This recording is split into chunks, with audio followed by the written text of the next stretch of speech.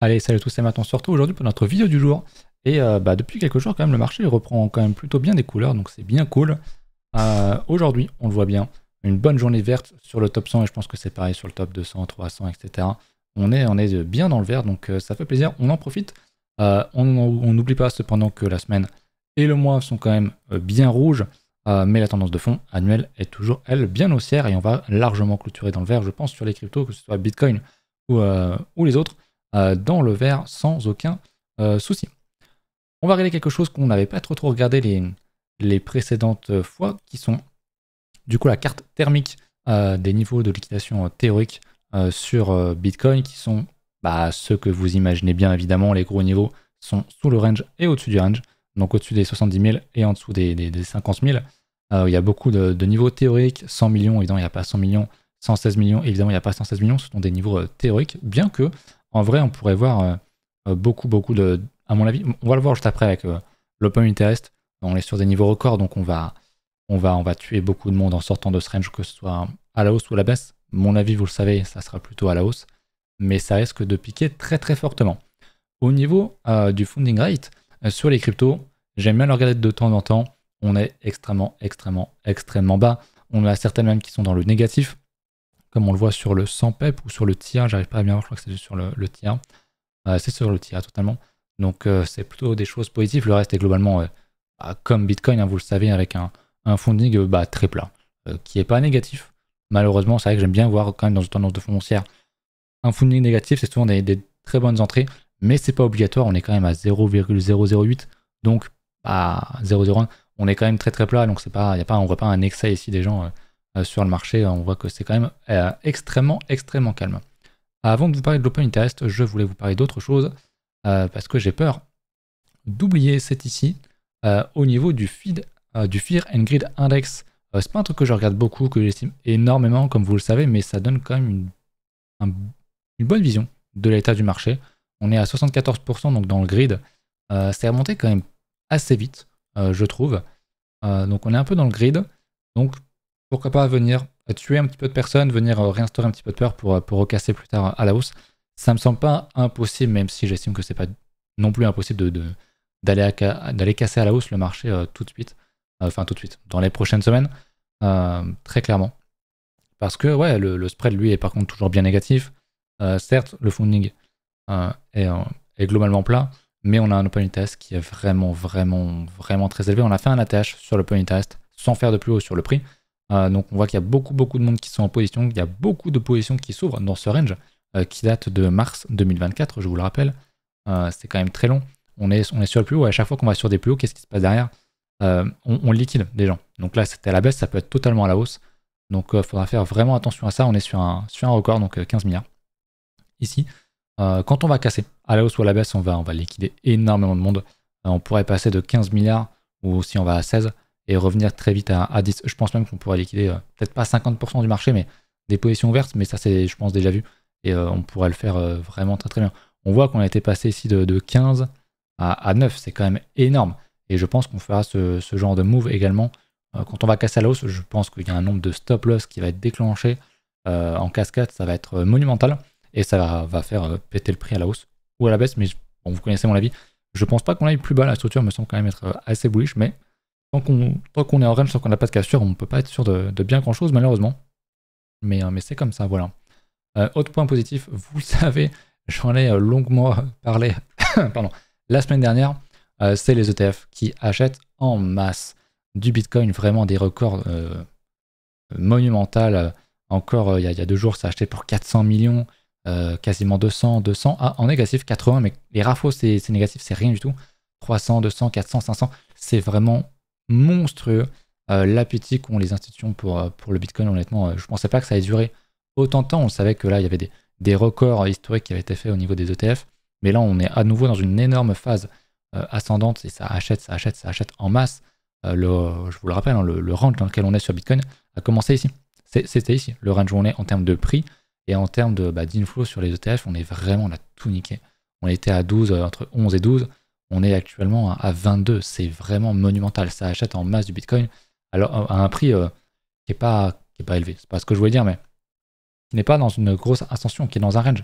un range assez volatile parce que c'est Bitcoin qui est quand même de 30%, mais, ça achète en masse. À un moment donné, il n'y aura plus de liquidité à la vente et la pression à l'achat va faire qu'à un moment donné, on va péter tout ça à la hausse. Quand est-ce que ça va être? Je sais pas, on est quand même en fin d'année. Ça fait longtemps qu'on est dans ce range. Les marchés tradis sont extrêmement beaux, extrêmement verts. On n'en profite pas sur la crypto pour l'instant. Combien de temps va durer le lag? Je ne sais pas. Mais quand ça va péter, je pense que ça fera vraiment pas semblant et qu'il faudra vraiment pas être contre le marché. Ça, vous connaissez évidemment mon avis là-dessus. Donc voilà, je pense que c'était quand même un bon point à faire pour rappeler tout ça. Je vais vous mettre sur le preset TradingView pour l'écran. J'ai oublié de vous le remettre tout à l'heure. Donc ouais, très intéressant ce qu'on voit, mais bon, tant qu'on ne casse pas, c'est compliqué. En daily, on voit qu'on a une grosse résistance ici. On est en train de la réattaquer. On a rejeté, on a l'air de vouloir y retourner. Vous connaissez mon dicton, plus on attaque une résistance ou un support, un niveau globalement, plus il s'affaiblit et il a de chances de casser. Donc on surveille ça de près. Je maintiens que pour moi c'est une erreur de ne pas être positionné dans le marché crypto. Avoir du cash de côté, c'est très bien. Mais je pense que si tu as plus de 50% de cash, je pense que c'est une erreur à cet endroit sur le marché. Alors difficile de rentrer sur Bitcoin ici, on est bien d'accord. Il y avait des très bonnes opportunités plus tôt, mais sur les alts, il y a quand même de très bonnes choses. On en a pas mal parlé la semaine dernière et on va évidemment y revenir. On m'avait demandé une analyse du LAI et d'une autre crypto, mais avant ça, on va parler comme du marché tradi avec un dollar extrêmement fort qui bounce dans son support, dans son range, ce qui est censé faire pas mal dévisser les actions, ce qui n'est pas le cas, ce qui est plutôt une bonne chose. Pareil, les cryptos tankent globalement bien, même si bon, il y a une corrélation qui n'est pas très forte en ce moment depuis quelques mois maintenant. On pourrait même parler de décorrélation, je pense. Voilà, le dollar fait sa vie, mais il est toujours dans un range. À voir de quel côté il va casser. Et ça risque de lead une tendance sur les marchés trading. Si on regarde le SP500, la semaine dernière, c'était ATH chaque semaine. Cette semaine, c'était un peu plus compliqué. On ravale à la baisse la semaine précédente. Mais bon, la tendance de fond est extrêmement haussière. On est sur un ATH, c'est absolument magistral. Donc voilà, il n'y a pas grand chose à noter de plus. On va se remettre en hebdomadaire sur le Nasdaq. C'est un peu pareil, on n'avait pas fait la TH, mais pas loin. Enfin, on est sur résistance, donc c'est quand même un graphique qui est extrêmement haussier, quoi. Je veux dire, c'est quand même compliqué d'être baissier en voyant ce genre de graphe. Et le Dow Jones qui a bien ravalé cette semaine, mais qui est pareil sur des niveaux d'ATH historiques, évidemment, donc extrêmement puissant. Le Russell, j'en avais pas parlé depuis quelques semaines. Le Russell, je vous réexplique, c'est un peu le Total 3 donc un indice du marché tradi qui représente donc les 2000 small cap américaines, qui fait un graphe, ma foi, très intéressant avec une bonne conso qu'on avait vu ici, qu'on l'a cassé, qu'on l'a retesté, qu'on est venu recasser, qu'on reteste, qu'on recasse, qu'on reteste. Ça va, il met du temps, il prend son temps, très honnêtement. Mais voilà, dès qu'il va recasser à nouveau cette résistance-là, on va faire ça, dès qu'il va recasser ça, ce sera évidemment quelque chose d'assez bullish, donc qui risque aussi d'emmener, pourquoi pas, les cryptos avec lui, parce que ça reste des petites caps. Moi, je le vois de cette manière. Pour moi, les cryptos sont totalement similaires au small cap, au stock, hein, parce que ce sont finalement des entreprises donc, et des petites. Donc, c'est pour ça que j'aime beaucoup regarder le Russell 2000. Et effectivement, ça monte un petit peu sans être dans une ascension fulgurante non plus. Et je pense qu'on aura un bull run sur les cryptos, sur les alts, et sur le Russell 2000. Ça sera en même temps, je pense, dans une tendance bien haussière aussi. Bref, voilà pour ça. On va faire un petit point comme d'hab, recentré sur la crypto, avec Ether qui n'a pas réintégré ce fameux niveau des 2900 $, qu'on attend impatiemment évidemment. Et Range, il décide de niaiser pour l'instant. On attend, on est patient, c'est pas grave, ça fait depuis mars qu'on attend. Donc on n'est plus à quelques semaines près. On l'attend et puis on verra bien comment ça se passe. Mais pour moi, il n'y a pas de signal sûr et fiable tant que Ether n'a pas réintégré les 2900, 3000 $, très clairement. C'était au-dessus, pardon. Ether face à BTC est toujours très faible, il refait même un plus bas, donc Ether qui niaise, qui dump pendant que Bitcoin monte, forcément sur la paire Ether-BTC, ça dump. C'est très moche, mais un jour on va poser un bottom ultime ici, on va poser je pense un gros bottom un petit peu comme ce qu'on avait pu faire ici, ou ailleurs, je sais pas, et on n'y reviendra plus jamais. Pour moi, là on pousse le bouchon vraiment très loin. On est dans le fameux niveau, on a même pété le niveau emprunt à la banque, hypothèque à la maison, qui était bien sûr une blague, vous le savez, je le réexplique à chaque fois. Mais voilà, c'est assez fou qu'on soit sur ce genre de niveau. Donc à suivre, mais je pense vraiment que ça va se retourner un jour. Est-ce qu'on aura une structure, un truc propre et tout? Honnêtement, je pense pas. Ça va sentir le bon gros V-bottom des familles. On va tracer un petit Fibo. Voir un petit peu où est-ce qu'on en est.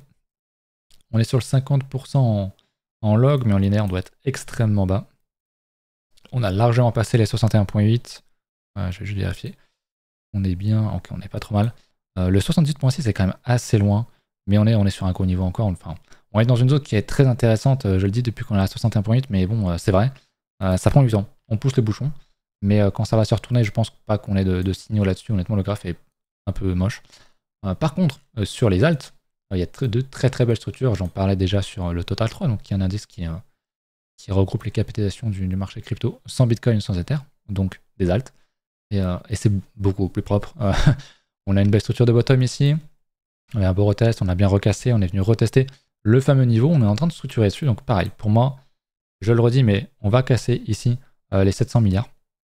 Au moment où Ether va casser et va réintégrer ses 2900, 3000 $, si je me souviens bien. Donc ça va être à suivre. Et là, pour moi, il y aura des très gros achats à faire sur les alts parce qu'on repasse très clairement, non pas en tendance haussière, parce que pour moi, on est déjà en tendance haussière. On pose un beau bottom ici. Et en structure, on a retesté le premier gros support. On est toujours en tendance haussière, mais une reconfirmation d'une tendance haussière. Donc ouais, à suivre la cassure de ce niveau que j'avais montré avec un cadre dessiné en jaune. Voilà un petit peu pour la gueule du marché. Je crois que j'ai montré un petit peu tout. On va regarder, puisque j'étais dessus tout à l'heure, le LAI. Le LAI, on me l'a demandé. C'est une crypto que j'avais évoquée à l'époque, on était ici. Donc c'était en janvier 2024. Il avait fait, je crois, 800%. Et il revient sur les niveaux d'achat. Pour moi, je suis toujours dedans. J'aime renforcer semaine dernière par ici. Donc c'est très bien, j'attends. C'est de l'IA, c'est une grosse narrative a priori sur le marché crypto et en dehors du marché crypto. Donc c'est très bien, moi j'ai pas de raison de vendre. C'est vrai que le graphique commence à être un peu impropre, même s'il avait quand même cassé un bon niveau. Il reteste quand même beaucoup, j'aimerais le voir idéalement dès qu'il va recasser, refaire un plus haut. Donc changement de structure, ça serait quand même vraiment intéressant, très bull, même si je suis pas vraiment du genre à attendre les très grosses structures tardives.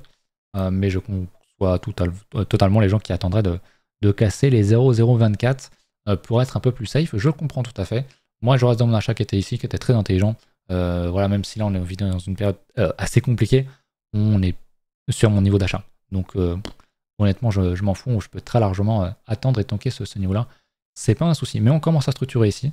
Voilà, depuis je dirais, cet été, juillet 2024. On l'a refait un petit peu plus bas, mais on rangeait. Et on re-range encore un petit peu. Donc, à voir comment est-ce qu'on va sortir de ce niveau-là. Mais le layer AI est vraiment très intéressant. C'est pas la meilleure structure là maintenant tout de suite, depuis 2-3 semaines où voilà, il commence à un peu pousser, enfin cette semaine, mais on a quand même retesté des beaux niveaux, c'est pour ça que j'étais rentré la semaine dernière. Voilà. De mon côté, je sais, alors oui non je l'ai pas dit, est-ce que je l'ai dit? J'en ai parlé en stream la semaine dernière. D'ailleurs ce soir il y a un stream donc n'hésitez pas à passer. Je suis sorti, j'en ai parlé sur YouTube du coup de ça. Je suis sorti de mes positions sur Binance, comme il fallait faire pas mal de vérifications et tout. Je suis parti, j'avais le DIA qui a bien pump. Je suis sorti du coup semaine dernière, on va aller le revoir un petit peu, le DIA. Je suis sorti semaine dernière, donc comment la petite bougie rouge. Donc très sympa, c'était une position en levier, donc c'est pour ça que je suis sorti. J'avais également le FIS, donc j'ai vendu les deux. J'aurais pu les reprendre sur une autre plateforme sans levier et tout. Je me suis dit, allez, on fait table rase, on va ailleurs. Et donc du coup, j'ai simplement renforcé mes positions. J'ai dû racheter un petit peu de high-tech, je crois. Peut-être pas, peut-être plutôt du iPad. Ouais, j'ai acheté du iPad qui continue de pousser vers le bas, mais bon, moi je ferme les yeux là-dessus, c'est pas trop un souci. Vous connaissez ma doctrine, hein. J'ai beaucoup d'alt, beaucoup de shitcoins, beaucoup de petites capitalisations. Il y en a, je le sais pertinemment dans le tas, qui vont aller à zéro. Eh ben, elles vont à zéro. Et les autres, on leur laisse la chance de faire x20, x50 très largement. Je suis rentré sur le AI qui est le Sleepless AI, si je dis pas de conneries. C'est de l'IA. Bon, il y a le mot AI, donc déjà ça me suffit pour acheter concrètement. La structure m'intéressait le fait qu'on soit en range. Donc j'ai acheté ça la semaine dernière. Bon, cette semaine c'est un peu plus compliqué, mais bon, je m'en fous des petits mouvements comme ça. On commence à structurer, donc je me dis que voilà, j'ai pré-shot, vous le savez, ça se voit. Idéalement, il faudrait acheter sur la cassure des 0,56, mais j'ai préféré acheter, je sais pas, 0,4, quelque chose comme ça.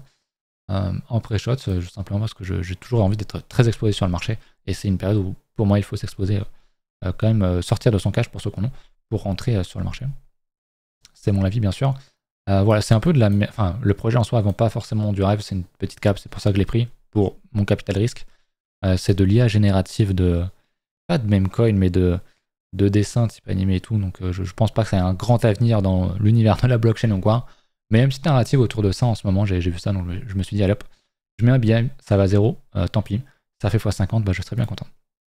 J'ai renforcé tout ça. Le Astropap, hein, qui est une de mes cryptos qui tank le mieux, c'est un meme coin IA. Donc bah, ma foi, je suis très content.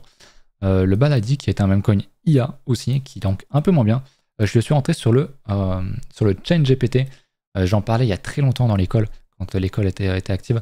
De cette structure-là, j'étais pas rentré ici parce que je voulais le niveau parfait, comme je l'expliquais. Donc un retest, on l'a jamais eu. Le talk est monté en flash. Je n'ai pas couru après, j'ai juste attendu.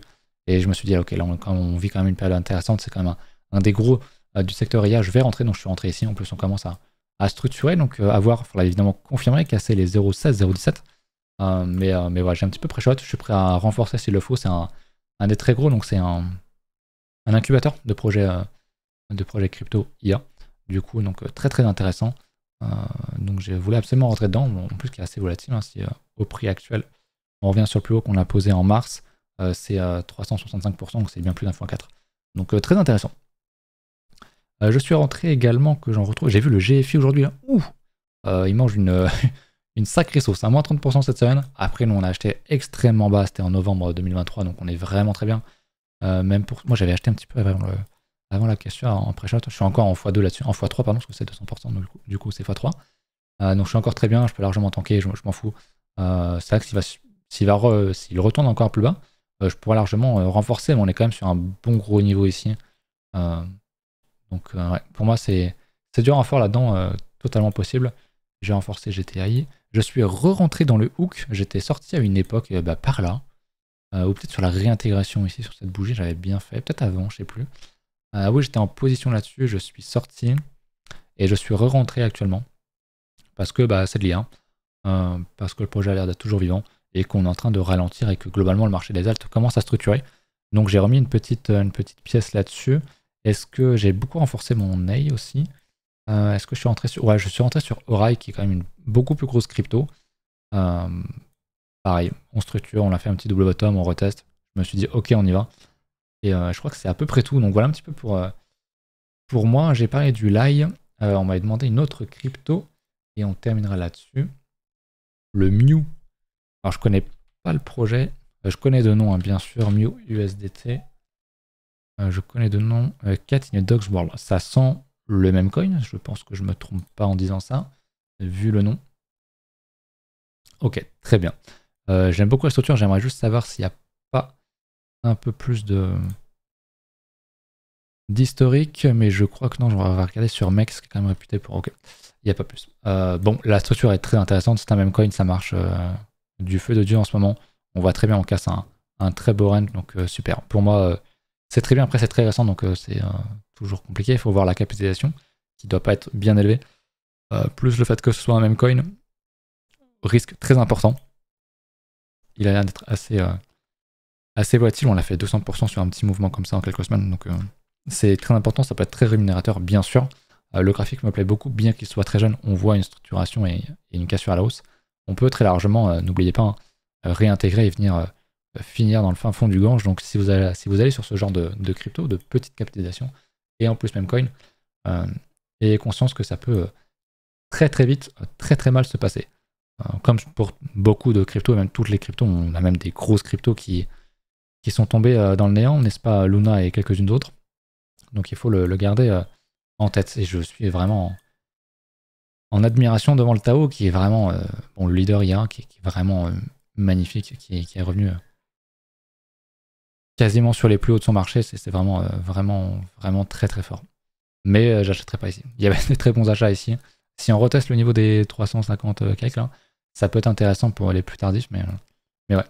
Voilà un petit peu du coup pour ça. Si jamais vous voulez que je regarde vos alts, n'hésitez pas à me le demander. Je verrai ça semaine prochaine ou ce soir pour ceux qui passent en live. À peu près 20h, 21h quand je lance live, plus 20h, 20h30 maintenant. Donc n'hésitez pas à passer, ça me ferait évidemment plaisir. On va discuter un petit peu de tout et de rien, et ce sera très bien, voilà. À ce soir, salut.